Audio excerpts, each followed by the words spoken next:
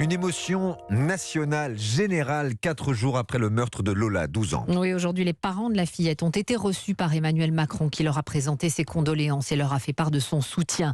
Hier, la famille extrêmement éprouvée avait trouvé refuge dans le Pas-de-Calais, à Foucreuil, Lionel Gougelot. Il recherchait un peu de calme dans l'épreuve qu'il traverse. Oui, effectivement, Joanne et Delphine sont hébergés ici par la grand-mère paternelle qui habite une petite maison en retrait de la rue principale de cette commune de 1700 habitants. À l'abri des regards, ils traversent cette épreuve avec courage et dignité, me disait cet après-midi Gérard Rogier, le maire du village.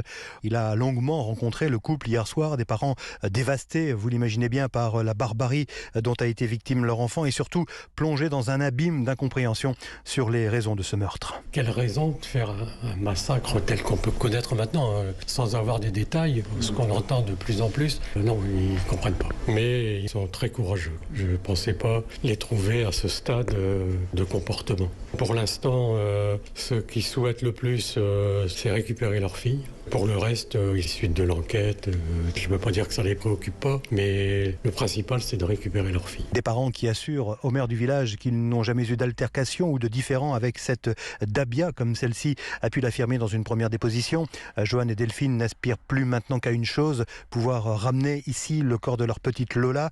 Des parents qui envisagent de revenir s'installer définitivement dans leur région d'origine et que nous accompagnerons par solidarité, assure le maire de Foucreuil. Lionel Gougelot, près de Béthune, à Foucreuil, où la famille a donc l'intention de s'installer. Un hommage à Lola est prévu dans la commune vendredi en fin de journée.